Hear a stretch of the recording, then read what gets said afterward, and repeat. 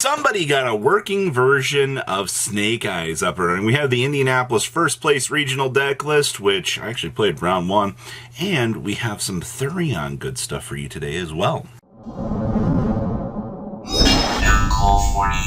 Make sure you guys smash the living crap out of that subscribe button so you guys don't miss out on more awesome content. So, a working Snake Eyes deck. Now, I'm not going to lie to you. I didn't expect to ever run across something like this pre-populous. And also, they are playing Neo Flammable. This whole little side deck package down here is very, very interesting. The Neo Flammable quick effect can send one fire monster from your hand to graveyard, target one card in your opponent's graveyard, banish it. If a card is banished from your opponent's graveyard while you control this card, you can send a fire monster with 200 or less defense from your deck to the graveyard, except for Flammable. 200 defense or less. Well, I see that none of our... we can drop Oak. Okay, that's actually pretty interesting to kind of take note of. And then, of course, yeah, it looks like we can drop Oak and start doing some little interesting, cute combos through that. So, interesting just to kind of see that, you know, somebody has a working game plan here for something that's a little bit more off the walls. And we're also playing Fire Recovery here. Well, this thing lets you target a fire monster in your graveyard, send a card from your hand to the graveyard if you do special summon that targeted monster, and then you can banish this, target 3 fires that are banished and are in your graveyard, shuffle them back and get a draw 1. Standard Fire Recovery. There are not a lot of builds that tend to play this.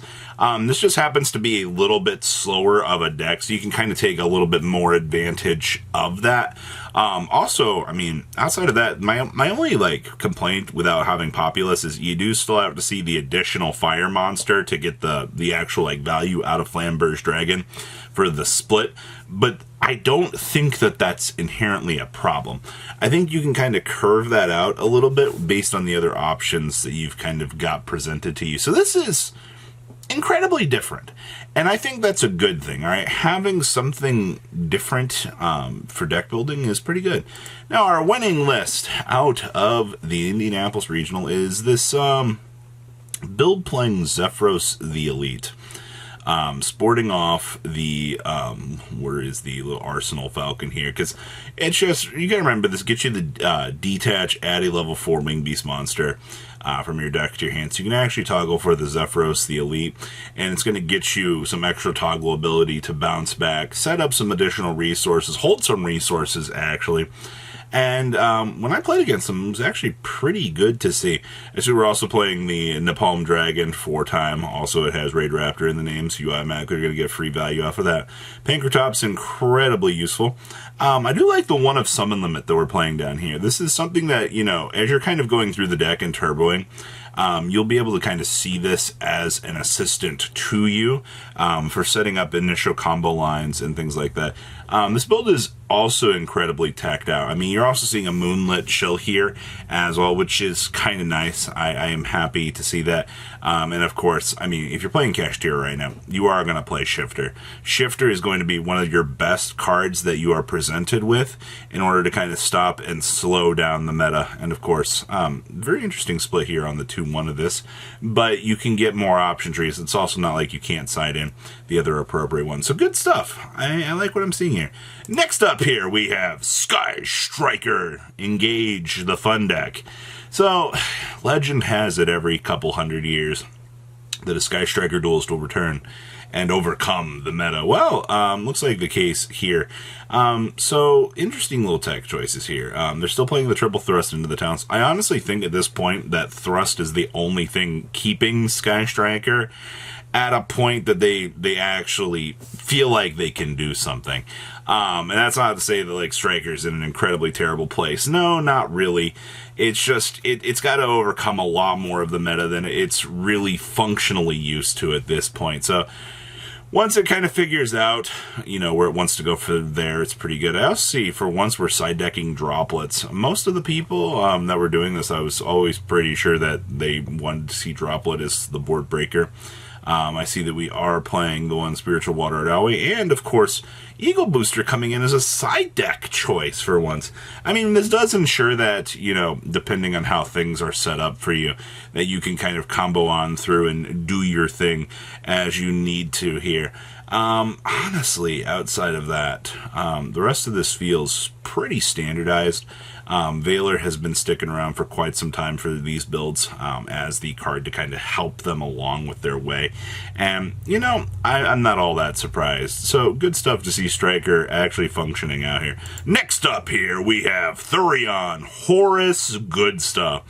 Yes, there are a lot of people that have been testing out Therion with the Horus stuff. Like, this isn't just like a one-off type of thing. Like, there are a lot of people that genuinely are looking at the Horus stuff with this and going, hey, you know, there are a lot of cool interactions with this. You know, you build these incredibly large boards along the way, you put the pressure down on your opponent, and you kind of put them into a bad situation, aka, I mean, it is just straight rank up, or rank 8 turbo at this point.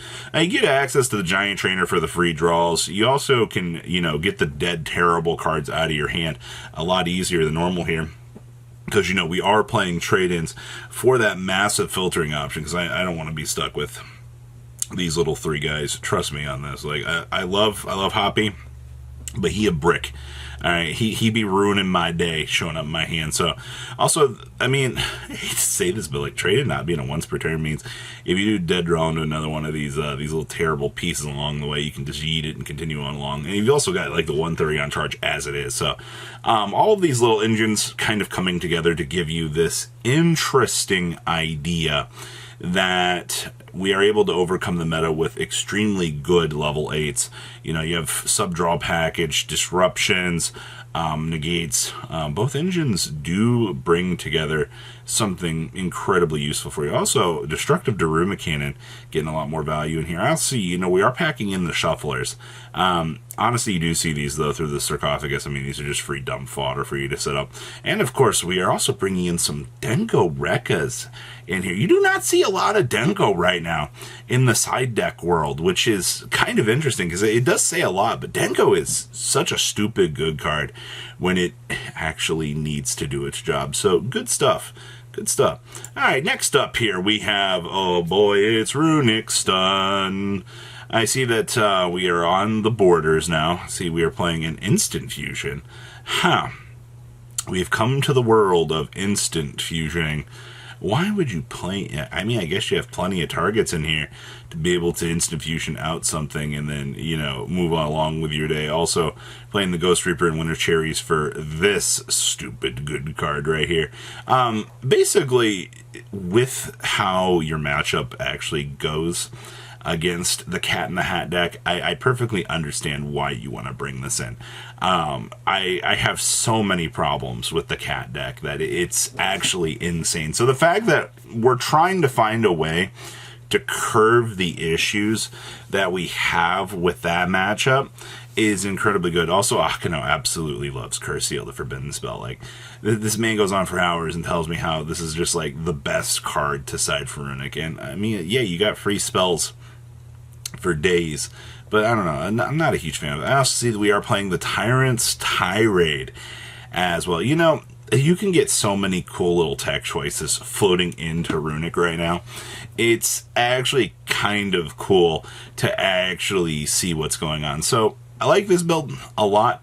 I don't know how I feel about only one messenger apiece, but you do also play the Synchro Zone, so okay. And our last list here is a Centurion.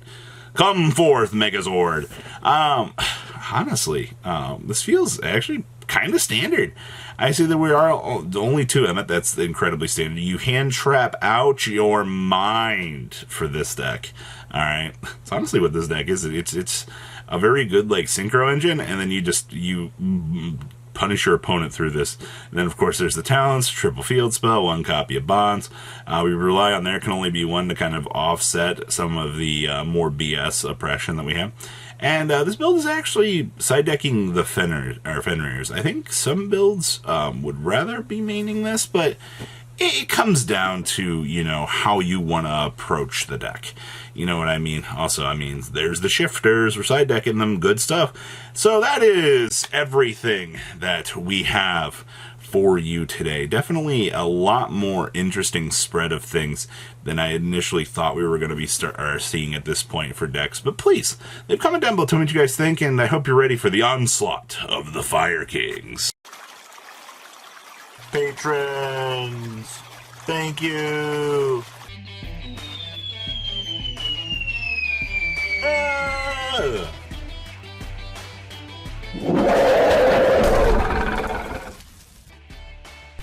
Thank you so much for watching. Check out these other videos.